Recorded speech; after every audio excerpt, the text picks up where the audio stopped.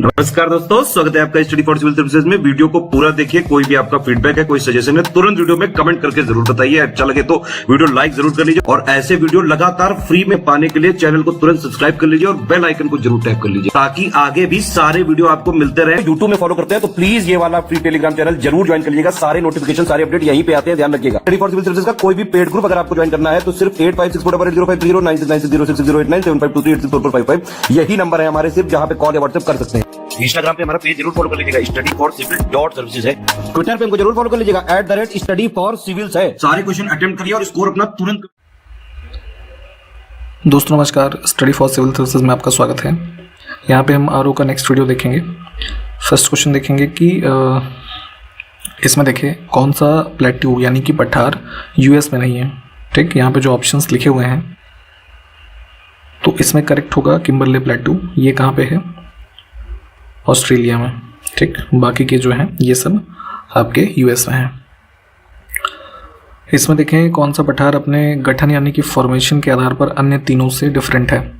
तो Bolivia, Colombia और दक्कन, है ना, ये जो है एक प्रकार की एक्टिविटी यानी कि वोल्केनिक इरप्शंस के जो डिपोजिशन है उसकी वजह से बने हैं। ठीक है, आप जो है इसकी प्लेट्यू की संरचना जानते होंगे कि एक फ्लैट लैंड होता है, उस प्रकार की आकृति को आप जानते हैं। तो ये वोल्केनिक डिपोजिशन से बने हैं। वहीं पे अगर हम तिब्बतन जो प्लेट्यू है जो कि विश्व में सबसे बड़ा माना जाता है और इसको रूफ ऑफ द वर्ल्ड भी कहा जाता है। ठीक, तो ये बेसिकली इसका जो फॉर्मेशन है तो इसमें कोलिजन है किसके बीच में? जो टेक्टोनिक प्लेट्स हैं, इंडो ऑस्ट्रेलियन और यूरेशियन, है ना, इनके मध्य कोलिजन के माध्यम से इसका निर्माण होता है। तो इस वजह से ये तीन अन्य से भिन्न है, तो इस चीज़ को ध्यान रखें। नेक्स्ट है कि भारत के पश्चिमी तटीय मैदान के उत्तरी भाग को किस रूप में जाना जाता है? तो यहाँ पे जैसे अब देखिए ये क्या है, मतलब ऐसे समझ लेते हैं, ये वेस्टर्न एरिया है। ठीक है, तो अभी ये जो इधर का ये कोस्ट हमारा है ना, मुख्य रूप से इसकी बात हो रही है, इसको बोलते हैं कोंकण कोस्ट। ठीक, कोंकण रेलवे वाला जो आप जानते हैं कि यहाँ पे लाइन एक काफ़ी पॉपुलर है रेलवे लाइन। इसमें देखिए किंग्स की घाटी है ना, इंग्लिश में किंग वैली ऑफ किंग्स कहते हैं इसको, किस देश में स्थित है? तो कुछ फेमस विश्व की जो रिवर वैलीज हैं, नदी घाटी है ना, उनको पूछा जाता है। उसमें से एक है किंग्स वैली, ये इजिप्ट में है। अब देखिए घाटियों के निर्माण के क्रम में कुछ यू आकार की घाटियां बनती हैं। ठीक है, तो किसके माध्यम से बनती हैं? ठीक है, तो जहाँ पे ग्लेशियर्स होते हैं, हिमनद, इनके माध्यम से इनका निर्माण होता है। घास के मैदानों के बारे में है कि उष्णकटिबंधीय घास के मैदान को अक्सर सवाना कहा जाता है। अफ्रीका वगैरह के रीजन में आप देख लीजिए। और नॉर्दर्न अमेरिका में जो घास के मैदान पाए जाते हैं उसको प्रेयरी कहते हैं। ठीक, दोनों स्टेटमेंट जो है हमारे ठीक है। आगे है ग्रैंड चाको घास का मैदान मुख्य रूप से किस देश में पाया जाता है? तो ये टर्म्स ध्यान से पढ़िएगा, ये चीज़ें अक्सर आपसे पूछी जाती हैं। ये पाया जाता है साउथ अमेरिका में, अर्जेंटीना। कौन सा देश हॉर्न ऑफ अफ्रीका में स्थित नहीं है? तो इधर देखेंगे ईस्टर्न रीजन में अफ्रीका के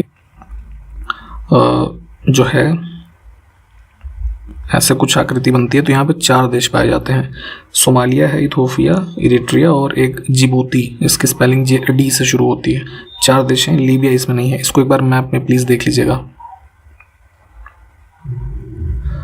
Honduras, Nicaragua, Panama, El Salvador, ये सब देश जो हैं किस कॉन्टिनेंट में या किस एरिया में स्थित हैं? तो देखेंगे जो ये साउथ और नॉर्थ अमेरिका के बीच में जो कुछ सेंट्रल आइलैंड नेशंस हैं, है ना, ये सब वहाँ पे स्थित हैं। सी ऑप्शन देखिए, ये हमारा करेक्ट है। यहाँ पे देखिए इसमें पॉलिनेशिया ग्रुप ऑफ आइलैंड्स की बात हो रही है। तो ऑप्शंस में से कौन सा इसका हिस्सा नहीं है? तो आप मैप में एक बार लोकेट कीजिएगा। ऑस्ट्रेलिया के जो है इधर नॉर्थ ईस्टर्न पार्ट का जो रीजन है, मेलिनेशिया, माइक्रोनेशिया, पॉलिनेशिया, ये सब एरिया यहाँ पे पड़ता है। तो उसमें पॉलिनेशिया ग्रुप में जो है ये जैसे समोआ, टोंगा, है ना, तुवालू, फिर ये जैसे ताहिती है, फिर न्यू है, वैलिस है, फ्यूटूना करके एक है, ये सब जो है उसके जो है आइलैंड नेशंस, मतलब आइलैंड पार्ट्स हैं।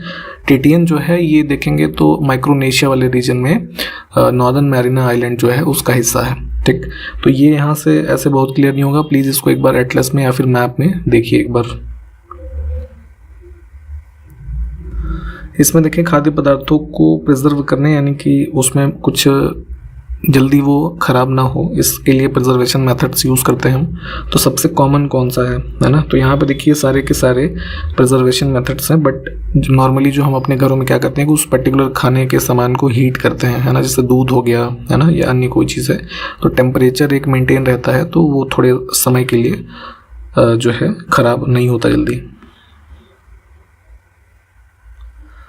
यहाँ पे है कि मांसपेशियों में जो पेन होता है उससे राहत पाने के लिए कौन सी दवा का उपयोग किया जाता है? तो ऐसी स्थिति में एनाल्जेसिक जो ये मेडिसिन हैं ये देते हैं, ठीक। एक प्रकार का मतलब पेन को कम करने की जो है मेडिसिन होती है, तो स्पेशली मसल जो पेन है उससे रिलीफ के लिए उसको देते हैं। तो इन सारे का चूँकि देखिए यूजेस जो है वो अलग अलग होता है, इनको भी एक बार डिटेल में देखें।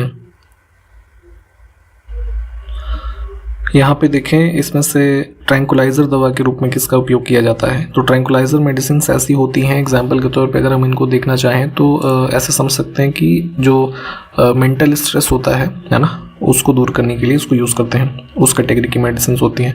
तो जैसे एग्जाम्पल के तौर पे हाइपरटेंशन है ना, या फिर जो और मस्तिष्क विकार होते हैं उसको दूर करने के लिए जो सेंट्रल नर्वस सिस्टम से एक तरीके से रिलेटेड होते हैं, उस केस में एक पॉपुलर दवा है वैलियम, इसको देते हैं। खाद्य परिरक्षक के रूप में सबसे अधिक प्रयोग किया जाने वाला पदार्थ इसमें से कौन सा है? फूड प्रिजर्वेटिव के रूप में यूज किया जाता है सबसे ज्यादा बेंजोइक एसिड। इसमें देखिए कौन सा कृत्रिम मधुरक प्रथम संशोधित शर्करा है ना। तो खाद्य पदार्थों को मुख्य रूप से मीठा करने के रूप में, है ना, जो आर्टिफिशियल स्वीटनर्स यूज़ किए जाते हैं, तो उसी में एक मॉडिफाइड शुगर जो सबसे पहले बनाया गया, जिसका काफ़ी पॉपुलर रूप से यूज़ होता है, वो क्या है? सुक्रोलोज। इसमें देखें सोप यानी कि साबुन का हमको बताना है केमिकल रूप जो है क्या होता है। तो केमिकली देखेंगे तो कार्बोक्सिलिक एसिड है ना के लॉन्ग चेन्स होते हैं, यहाँ पे सॉल्ट्स के रूप में होते हैं, इसमें पोटेशियम और सोडियम, ठीक। तो दोनों ही करेक्ट हो जाएंगे, potassium salt of long chain fatty acid और सोडियम सॉल्ट, है ना। और कार्बोक्सिलिक एसिड भी ध्यान रखिएगा। इसमें देखें किस कांच का उपयोग चश्मे के लिए किया जाता है जो यूवी किरणों को अवशोषित करता है ना, यूवी रेज को ऑब्जॉर्व करता है? क्रुक्स ग्लास, है ना, जैसे कि गर्मियों में आपने देखा होगा ऐसे चश्मे पहने जाते हैं। और एक चीज़ ये ध्यान दीजिएगा, क्रुक्स ग्लास में होता है सीरियम ऑक्साइड, है ना, जो शार्पली ऑब्जॉर्व करता है यूवी रेज को और आपकी आंखों को प्रोटेक्ट करता है ना, डायरेक्ट कॉन्टैक्ट से सनलाइट के। देखें अब एग्रीकल्चरल जो फर्टिलाइजर्स होते हैं उर्वरक, उसमें उपलब्ध पोषक तत्व यानी कि न्यूट्रिएंट्स जो होते हैं क्रॉप्स के लिए इंपॉर्टेंट, वो कौन कौन से होते हैं, ठीक। तो ये हो जाएगा बी विकल्प, नाइट्रोजन, फास्फोरस और पोटेशियम। अब इसमें हमें ऑर्गेनिक फर्टिलाइजर अगर बनाना हो तो किससे प्राप्त कर सकते हैं हम, है ना। तो जितने भी जैसे अब एनिमल मटेरियल्स है ना, यानी कि जो उनके वेस्ट होते हैं, जैसे गोबर वगैरह हो गया, तो हम उससे क्या होता है ऑर्गेनिक मैन्योर बना लेते हैं, ठीक। और ये प्लांट मटेरियल तो ये भी जो है ना, जो उसके अवशेष बचते हैं उससे भी जैविक खाद बन जाती है। बट कार्बन उत्पाद जो है, कार्बन मटेरियल्स, इससे हम एक तरीके से ऑर्गेनिक नहीं बल्कि इनऑर्गेनिक फर्टिलाइजर या केमिकली जो हम फर्टिलाइजर्स मैन्युफैक्चर करते हैं वो बना सकते हैं। तो सिर्फ पहला और दूसरा चुनेंगे हम। इसमें देखें ड्रिंकिंग वाटर में अगर नाइट्रेट की मात्रा अधिक हो जाती है तो उसके माध्यम से या उसकी वजह से कौन सी बीमारी होती है, ठीक। तो यहाँ पे मेथेमोग्लोबिनेमिया, ये देखिए पूरा नाम है, ये होता है, ये किसका दूसरा नाम है? ब्लू बेबी सिंड्रोम का, ठीक, ध्यान रखें।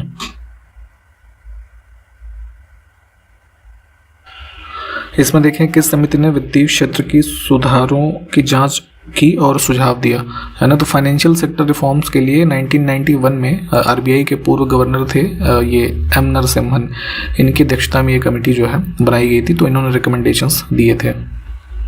तो एक 91 में बनी थी जो है, और उसके बाद एक 98 में भी नरसिम्हन कमेटी थी, दूसरी रिपोर्ट दी थी, उसको भी ध्यान रखिएगा। भारत में क्रिकेट में सुधारों की सिफारिश के लिए सर्वोच्च न्यायालय के द्वारा लोढ़ा समिति की नियुक्ति किस वर्ष में की गई थी? तो ये सुप्रीम कोर्ट के जस्टिस थे, इनकी अध्यक्षता में बनी थी कमेटी क्रिकेट रिफॉर्म्स के लिए 2015 में। नेक्स्ट है मीरा सेठ समिति जो है, इसमें से किस विषय के विकास से संबंधित थी? तो भारत सरकार ने कमेटी कॉन्स्टिट्यूट की थी जो है मीरा सेठ की अध्यक्षता में हैंडलूम डेवलपमेंट के लिए, और इन्होंने रिपोर्ट सबमिट की थी 1997 में, जिसमें ये बताया था कि एक नेशनल लेवल पे जो है नेशनल हैंडलूम फंड बनना चाहिए, लगभग 500 करोड़ का उस समय के रिकमेंडेशन इन्होंने बताया था। इसमें देखें RN मल्होत्रा समिति 1993 में जो बनी, किससे संबंधित थी? तो इसमें इंश्योरेंस सेक्टर जो है, इसमें रिकमेंडेशंस और रिफॉर्म्स के संदर्भ में ये बनी थी। RBI के पूर्व गवर्नर ये भी थे, है ना, RN मल्होत्रा, इनके अध्यक्षता में। ठीक, अब यहाँ पे देखिए 3 स्टेटमेंट हमारे पास हैं कि इसमें सही को चुनना है हमें। ठीक है, तो गयासुद्दीन तुगलक इसका संस्थापक था इस डायनेस्टी का 1320 AD में, ये तो ठीक है। नेक्स्ट है इसका मकबरा जो है दिल्ली में पुराना किला के निकट है, ये गलत है। ये देखेंगे कि तुगलकाबाद फोर्ट जो है उसके बैंक्स पे है, पुराना फोर्ट नहीं है, ये तो हुमायूं वाला था। ठीक, ये गलत हो जाएगा। फिर है इब्न बतूता मोहम्मद बिन तुगलक के शासनकाल में भारत आया, तो ये भी बात ठीक है। तो फर्स्ट एंड थर्ड जो है ये करेक्ट होंगे। नेक्स्ट है गयासुद्दीन तुगलक, इसमें अलाउद्दीन खिलजी के शासनकाल में, खिलजी डायनेस्टी के दौरान देखेंगे तो इसका गवर्नर था यहाँ पे पंजाब रीजन में। ठीक, तो ये ध्यान रखिएगा। इसमें है, इसमें से किसके निधन पर यानी कि डेथ होने पे बदायूनी जो फेमस लेखक रहे, इनके बारे में आप जानते होंगे। इन्होंने लिखा कि सुल्तान को उसकी प्रजा से और प्रजा को अपने सुल्तान से मुक्ति मिल गई है। तो ये स्टेटमेंट यूज़ किया गया था मोहम्मद बिन तुगलक के बारे में। इसमें देखें मोहम्मद बिन तुगलक के समय में मुल्तान है ना, जो पाकिस्तान का रीजन है, वहाँ पे शाहू अफगान का विद्रोह हुआ था, तो उसका ईयर बताना है। तो देखिए कई सारे, मतलब इसके टोटल रेन में देखेंगे मोहम्मद बिन तुगलक में तो कुल 34 ऐसे विद्रोह रहे जो फेमस हैं, है ना, और सबसे ज़्यादा देखेंगे तो कुल साउदर्न इंडिया के रहे थे, जिसमें कुल उनके नंबर ऑफ थे 27। तो ये सब चीज़ें बेसिक ध्यान रखेंगे। उसी में से एक जो ये मुल्तान वाला पूछा गया है तो ये 1341 में हुआ था, यहाँ पे ऑप्शन ए। देखिए ये अभी आपको ऊपर ही बताया कि सबसे ज़्यादा भारत के किस क्षेत्र में हुए थे, तो ये साउथ इंडिया में, है ना, 27। अब देखिए फिरोज तुगलक के टाइम पीरियड में कई सारे टैक्सेस जो है हटाए गए थे, है ना। तो उसमें से पूछा जा रहा है कि फूलों की बिक्री करने पर उस समय कौन सा टैक्स लगता था जो इसने हटाया था? तो गुल फरोशी था जो फूलों पे लगता था। अमीर तरफ जो है ये उसका होता था एक प्रकार का एंटरटेनमेंट टैक्स। और रोग नगरी जो है ये होता था ऑयल बनाने पे। ठीक, और अब्बाब एक प्रकार का जो है सेस होता था जो उस पे लगता था, मतलब निकाह यानी कि शादी वगैरह पे। इसमें से किसको गाजी मलिक के नाम से भी जाना जाता था? तो गाजी मलिक पॉपुलर कौन था इस नाम से? गयासुद्दीन तुगलक। नेक्स्ट देखें इसमें किस दिल्ली के सुल्तान ने, दिल्ली डायनेस्टी की हम बात कर रहे हैं अभी लगातार, तो इसने टोकन करेंसी जो है स्टार्ट की थी, जो वर्तमान अभी पेपर करेंसी जो चलती है ना, इसी का एक रूप मान लीजिए अर्लीस्ट टाइम में। तो टोकन करेंसी चलाया था इसने मोहम्मद बिन तुगलक ने।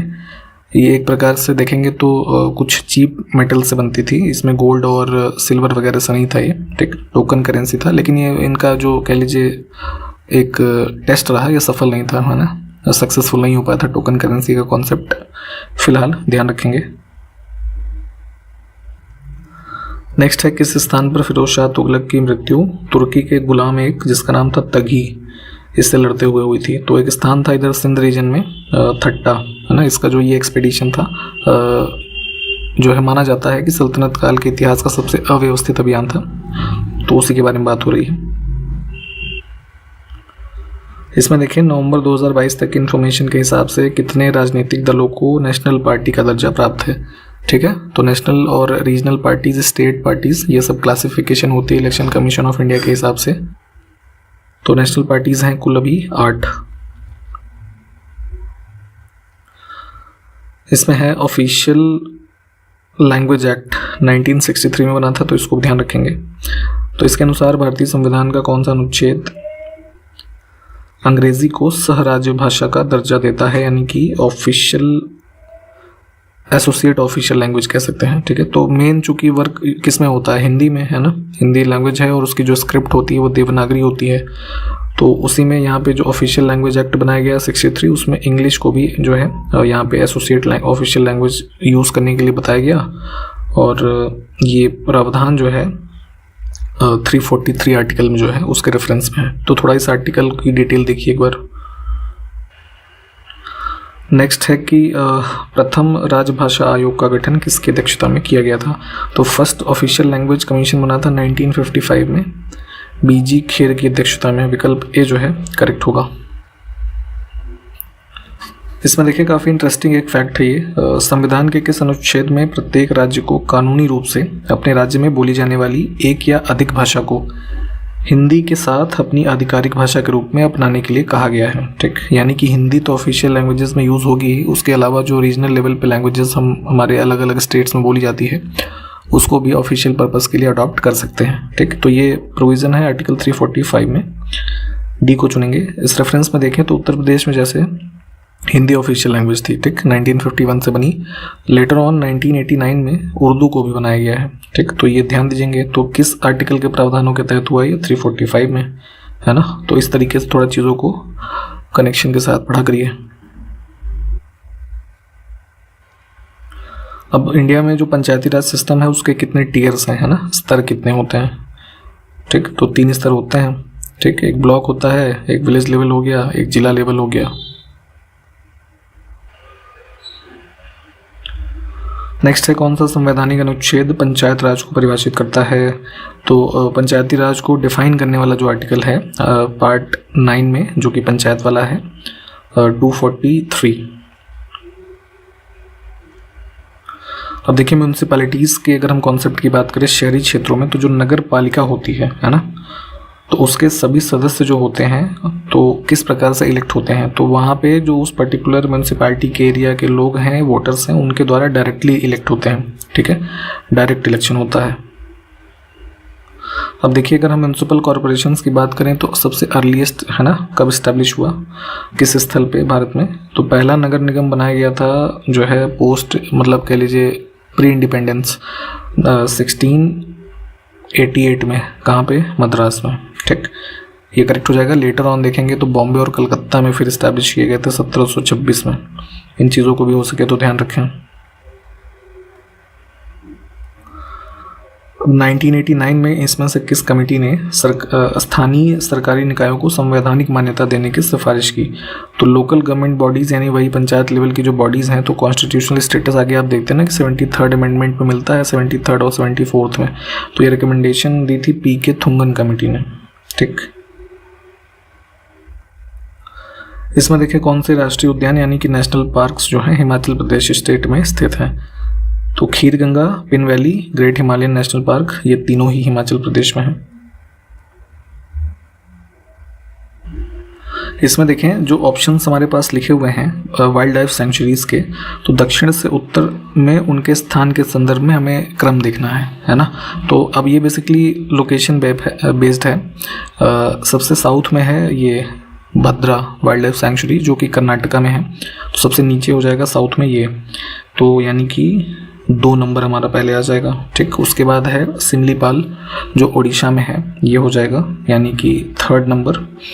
फिर आएगा ये पचमढ़ी मध्य प्रदेश में है, और जो शिकारी देवी है ये आपका वहाँ पे है हिमाचल प्रदेश में सबसे ऊपर, तो डी विकल्प बनेगा। इसको मैप में एक बार हो सके तो देख लीजिए।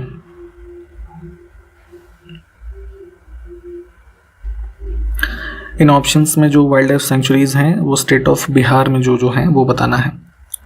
तो वाल्मीकि, राजगीर, भीम बांध, गौतम बुद्ध, ठीक है, ये चारों ही हैं। इनके रेस्पेक्टिव स्टेट्स एक बार देख लीजिएगा, सॉरी रेस्पेक्टिव जो डिस्ट्रिक्ट हैं वो। इसमें गलत को चुनना है। देखिए मगरमच्छ संरक्षण परियोजना यानी कि प्रोजेक्ट जो क्रोकोडाइल था, ठीक, उसको स्टार्ट किया गया था उसके कंजर्वेशन के लिए 1975 में, तो ये बिल्कुल ठीक है। और ये विश्व मगरमच्छ दिवस मनाते हैं 17 जून को, ये भी ठीक है, तो गलत इसमें कुछ भी नहीं है।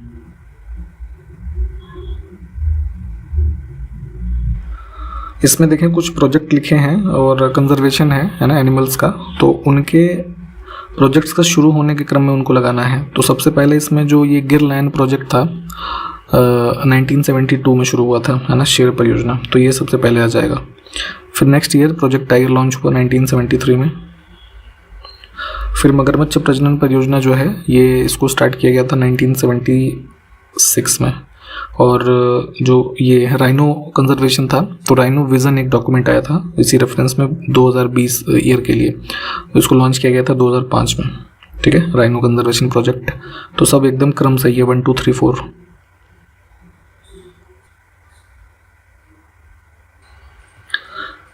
इसमें देखें अक्टूबर 2022 तक कितने भारतीय biosphere reserve UNESCO world network of biosphere reserve में शामिल हैं। तो यूनेस्को का जो ये वाला लिस्ट है इसमें कितने शामिल हैं। देखिए पहले बात तो ये कि इंडिया में जो कुल बायोस्फीयर रिजर्व्स की संख्या है वो 18 है। ठीक, तो इस 18 में से कितने जो हैं ये यूएन के इसमें world network of biosphere reserve में शामिल हैं, जरा ये हमको कॉमेंट करके बताइए।